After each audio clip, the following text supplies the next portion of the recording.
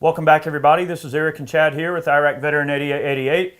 Today we've got something a little bit different, out of the norm, what we're used to doing here. We're going to do a top 10 video, except for this top 10, we're going to talk about the top 10 pawn shop finds. Our top 10 pawn shop finds. Our top 10 pawn shop finds. So see, like your pawn shop finds might be a little bit different than us, of course. These are deals that we've came across that we thought were screaming deals that we located at various pawn shops across the country in our travels.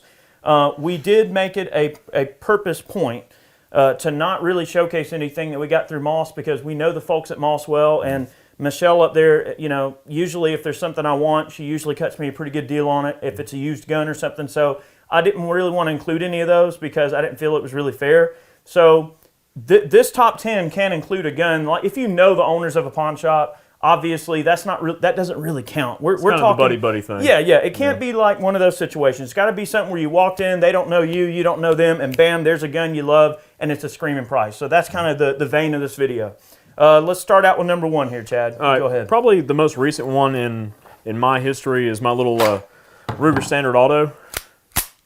Been through a few revisions, but I walked into a little shop down the road just passing by, and I actually turned around. I was like, you know what, I haven't been in there in a while. I'm going to go and take a peek. So I walk in, and I was looking for a Standard Auto as a project gun because I wanted to build kind of a similar firearm to like the guns that were used in the movie Assassins, the little short barrel Ruger Standard Autos or Mark IIs with the suppressor on them and everything. I just thought it was the coolest thing. I wanted to make a movie gun.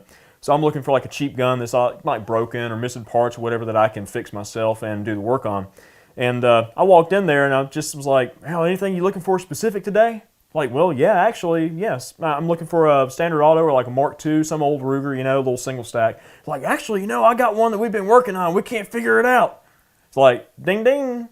So the guy brings the gun out, and it's like, it's not put together right. You know, the bolts just flip-flopping back and forth because they didn't get the mainspring assembly and everything installed correctly. And it was actually missing a sear pin, sear spring, and I wound up just sourcing those components up at Moss, but I walked out the door with that gun for 125 bucks cash.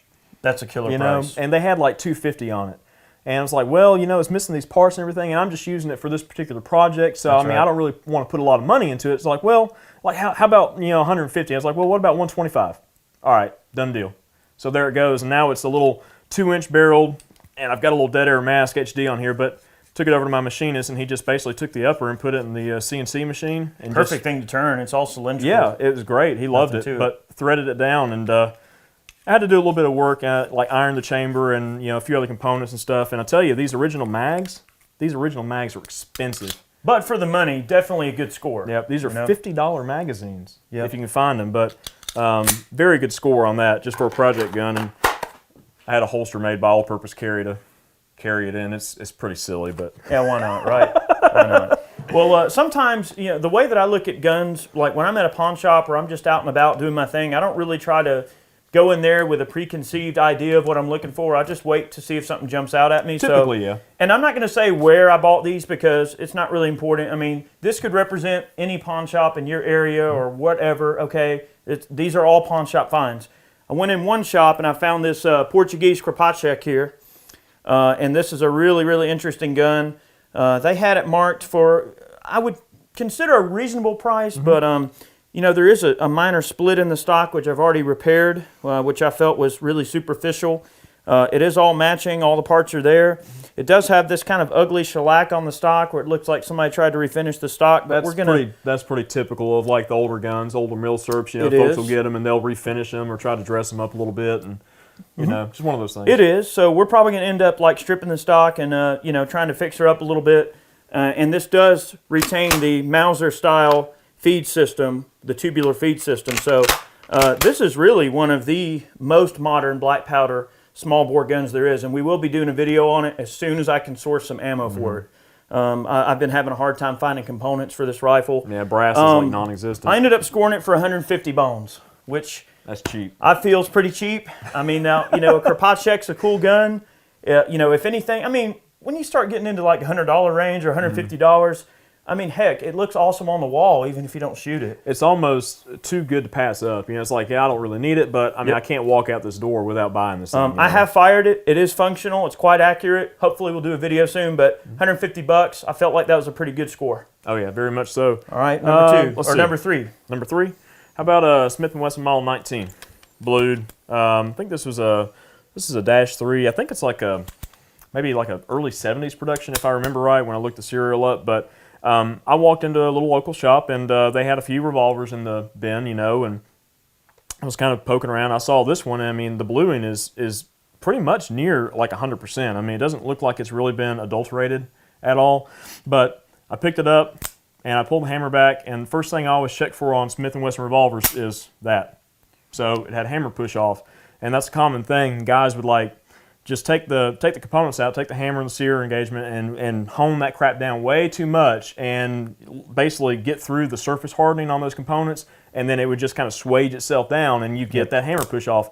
It shoots fine. It's safe. I mean, you cock it back, you squeeze the trigger, no big deal. You could even really, with something like that, if you bob wanted the hammer. to, you could bob the hammer as an alternative and just not ever use it as a single action, or you could also probably resurface some of the galled areas and then hit it with some casonite, use a little bit of casonite and reheat treat it, and then maybe, you know, those things will maintain their hard structure. Or you can just buy an OEM hammer and whatever the components you need. It still requires fitting. It does, and cases. that's how I got this gun for the price that I did. This gun was marked, I think, if I remember right, I think they wanted $500 for it. Yeah. And I walked out of there with this thing for half price. There you go. Because of the hammer push off and all. I'm like, you know, I mean, I'll have to get the parts. I'll have to get in there and see what's going on with it. It might be more than just the hammer, and you know, those components can get up into, you know, the 3-digit range. That's right. As far as the old parts go. But I walked out of there cash, $250 for this Model 19, which I thought was a killer price. And really, like I said, I haven't really messed with it. I mean, I just take it out and shoot it. Don't worry about the hammer push off. You know? That's a really fun gun to shoot double action anyway. Oh, it is. So that's not really a big loss there. All right, so this is a Canadian-produced Winchester Model 490 in pretty dang good overall condition. Very good shape. I want to say this one's probably like early 80s, maybe mid 80s production, and I don't really know how many Winchester rifles were produced in Canada, but I am an absolute whore for Winchesters. I love them, and he knows, like, if it's like a little gallery rifle or an old school Winchester or a single shot, I'm all about Winchester 22s. I don't know why, but I love them. It'll be the most odd thing on the shelf, and he's like, "What is that? Oh, it's an old Winchester. Yeah, okay, bye." Such a classy rifle. It's just got just beautiful lines to it. That gun's in really good shape too. I want to say I paid about $125 for that gun. Which, you know, sometimes I'll kind of get a little bit of validity for my purchase. Sometimes I'll go on Gunbroker and or other auction sites, and I'll look at various things, and like, you know, when I see them on Gunbroker selling for like $400, $450, yeah, $1.25, I'm pretty sure they can turn my arm for $1.25. So I felt like that was a killer deal. I mean, think about what kind of gun can you buy for $125? Come on. The first 10 a semi-auto 22. Yeah, the first 1022 that I ever bought, it was from Walmart. It was like a 20 or 18 or 20 inch stainless. I paid like $189 for it. Yeah, but that's a 1022. But see, this little gun here, man, is a real accurate shooter. And hell, even like Marlin Model 60s are around, you know, the $180 to $200 price range too. So I mean, for $125, an old classic like that, it's hard to beat. Yep. I snatched it right up. I mean, any of you probably would too. I mean, if you saw it, it's a very clean rifle. Yep. That's a pawn shop find. Let's see. Here's a pawn shop find for you. So, and guys, you know, if you don't go around and shop, you don't know. That's you right. know, like if you're just passing by, if you're running errands or whatever, and you're passing by a pawn shop, just drop in. And just nothing wrong with popping in and having a look around. You know? That's how we find most of these deals. You just have to shop around. But this is a Remington 870 tactical. Rust bucket, I like to call it. Yeah, the finish on those things does not hold up well at all. But I walked in the shop and I saw it and I was like, that's kind of neat. Now, it didn't have the Surefire 4 in. I'll get into that in a minute. But this gun, they had it marked $250. I'm like, that can't be right. And I was like, something's wrong with this gun. I picked it up and I pulled it apart real quick with their permission and everything. I was like, $250. I was like, we just do cash? And I didn't even haggle with him. I was like, all right, $250, whatever. It's like, yeah, $250 out the door. And I was at Walmart one day, and like this Surefire 4 was in the counter at Walmart in the gun section, and it was like clearance $247. I'm like, All right, what does that thing fit? Okay, it fits. It was normally like what, $390 or something like that? Almost $400. Yeah. So they basically had it at cost, you know. Just so to move I've it. got $500 basically in this nice home defense shotgun. Yep. And that's one of the newer 4-ends compared to what I've got. Yeah, this is the newer 4-end that's got the built-in light. The only bad thing with this 4-end is it's got an on-off switch on the bottom. If you leave that on, it will drain the crap out of the battery so fast it's not even funny. That's right. You can send these back to Surefire as far as I know, and they can replace some of the circuitry in there so it doesn't drain the battery, but that's one detriment to this. You know, but it's one thing I didn't know when I bought it. But, I mean, this gun has a full-length magazine, too, the whole 9 yards. I mean, just a simple bead. Good little truck gun, house gun, what have you. For the money I got in it, you know, it's hard to beat just as a, like, bumping around gun, you know. I agree. So, you know, a gun like that, you know, people consider, oh, well, guns are expensive and this is expensive. I mean, yeah, if you bought that gun new, it might be a little bit, but there's nothing wrong with finding a killer deal. And sometimes you just got to be ready to strike when you see them. most of the guns that we buy are used. I do buy a lot of used guns because sometimes you just can't turn down a killer deal. No, you can't. I think that it's interesting for people to see the deals can be had out there. For sure. This is definitely one that I'm very proud of. Oh, yeah, and I'm jealous of. Yeah, this is an East German Makarov. It's a Schul produced in 1963. Make sure I'm saying that right. The Thalmann and Schul, whatever, bunch of words I can't pronounce, but basically an East German Mac, and probably about 99% condition, not a mark on it. We're just uncultured rednecks. We're uncultured rednecks. What do we know? Exactly. And anyway, but that's a 63 produced East German Mac, and it shoots straight as a dang arrow. And that thing is in immaculate condition. I mean, $200. it looks like it just came out of the box at the factory. Two Chris Benjamins. That's what I paid for that. Sure it wasn't 10 Jacksons? No, I'm sure. So, you know, I looked down at the counter, and the tag was upside down. I was like, hey, man, can I check out that little pistol? I've gotten to the point where I won't even say what it is because I don't want them to, you know, they might have it marked as a Bursa for all I know. And that's one thing that we've seen worse. It's not uncommon to go in a pawn shop and see a gun that's mismarked and mispriced. And, you know, he had like $290 on it. Mm-hmm. And I was like, will you take $200? He's like, yep. And I was like, all right, okay.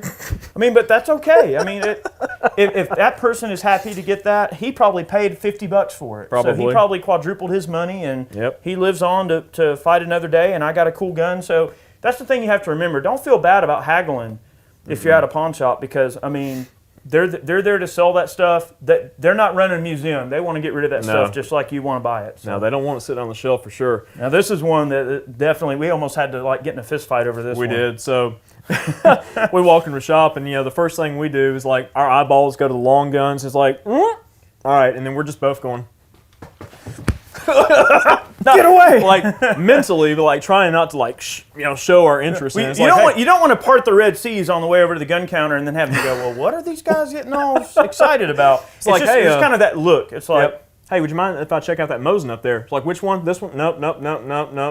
Yeah, that one. Yeah, that one there. All right, take a peek at it. It's like, okay, all right. So and then we get that kind of look going on where I'm like, all right then. So this is a Finnish M38 and it's marked with the HV on the magazine, which is like the early jam-free conversions and stuff. Straight it's stock. all matching. Oh, man. Yep, straight stock. I mean, good cartouche here. I mean, it's just a beautiful gun, and they just had it marked as Mosin the Gant. You know, it's like, all right, we'll haggle with them a little bit.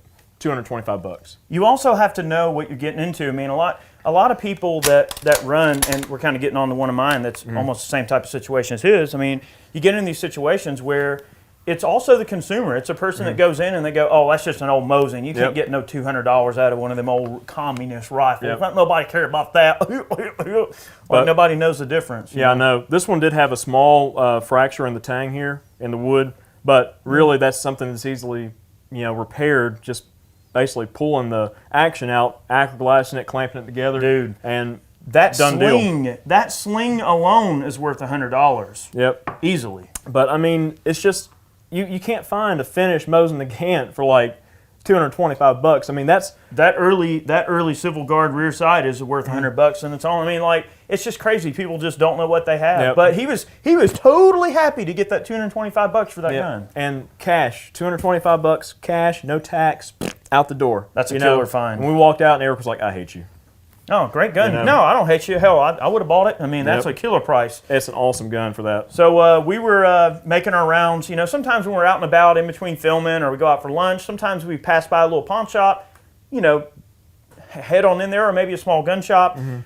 This is one of those instances where I was just in the right place at the right time, and I happened to have a Benjamin in my pocket. Well, we were in there, and they said, "Yeah, well, I got this old gun. It came out," and I'm like, "I hate you."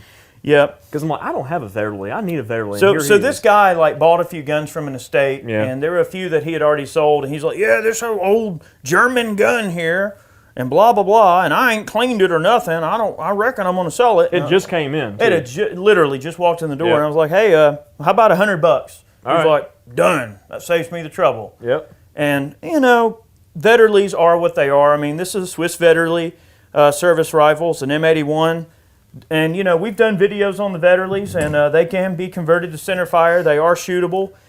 You know, back in the day, these things used to come in such quantities. Yep. Some people would make lamps out of them because there wasn't any ammo available. They'd run a cord up the barrel and drill a hole through the stock and everything and have, like, the power cord coming out the bottom, and they'd make lamps out of them. Yeah. And, you know, some people make bar stools out of them or whatever. You know, they were sold like cordwood back in the day. Yep. But, you know, I feel like for $100, that's a great score. This is a great way. I mean, if anything, hang the sucker on the wall. It looks beautiful on the wall. It's a nice piece of original military. Well, we were kind of thinking that we could take the bolt out of your other Vetterli that was converted to centerfire. These are rimfire guns, so they're not really readily shootable just right out of the shop, you know. But No, they're not.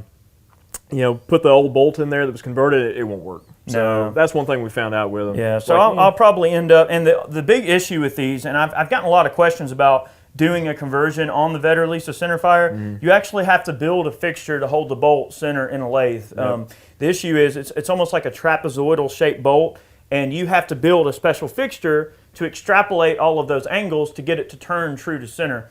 And the fellow that did the conversion on mine, I may have to get back with him and see if he'll just give me the fixture he made, and then I can cut bolts for people if we want to do centerfire conversions. Yep. That's literally all it is. You drill out the bolt in the center. Of course, you have to be able to turn it center on a true center, but find a way to turn the bolt on true center, drill it out, and then you just brace some drill rod in and build up the firing pin, and there you go. You got a center. It's really easy to do. Yep.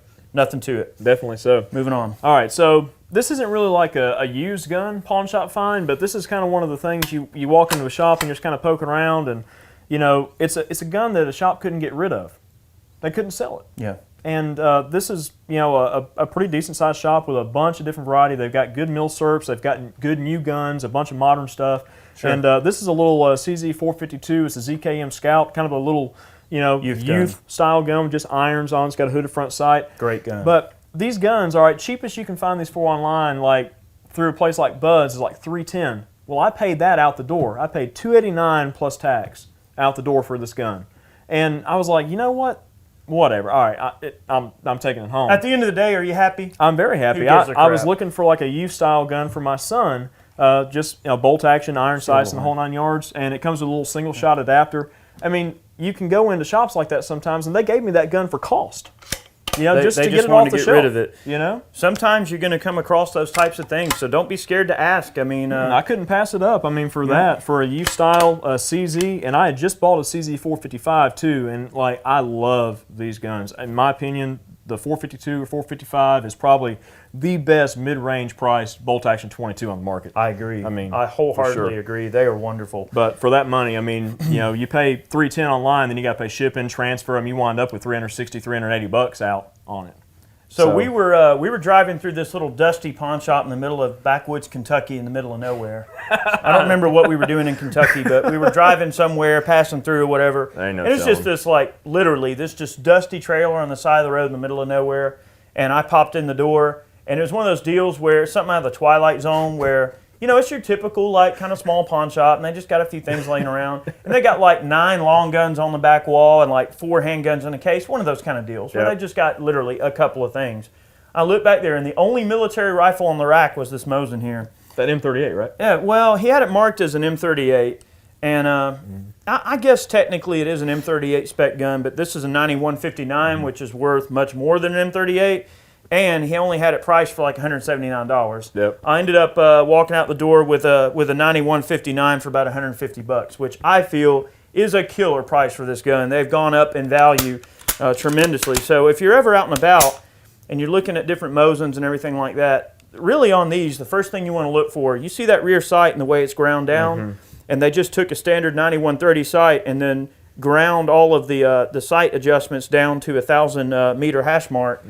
And then also it's in a correct M38 stock that's not cut for an M44 bayonet. And obviously, you look at the receiver and it says 9159, so it's not exactly a mystery as to what it is. Yeah, but, and that receiver's pretty barren too. I mean, it doesn't really have a lot of markings or anything on that's what they call a scrubbed receiver. 9159, which basically is sanitized 9159. So we've done a video on this gun, and it does shoot quite well. And for what I paid for it, who gives a crap? It's a great deal, Definitely and it's hard a to very beat. obscure version of the Mosin that you're just not going to find laying around. So don't be afraid to pick up every gun you see. I can't tell you how many times out of the course of this video that I've gone into a place where there might be, 5 or 6 or maybe 10 military rifles on the shelf, and I will bug that guy behind the counter. I'll be like, I want to look at every single one. They'll give you a deal just to get you the hell out of there. Well, no. I get the kind of look from somebody, and I've even had them ask me before, like, well, you seen one of them. Why do you want to see the rest of them? They're all the same gun. Like, no, you don't understand. It's not the same gun. It is a different gun. Like, Yep. And maybe I'm just a nerd or whatever, and maybe I'm a gun nerd. Maybe I'm an exception and not the rule.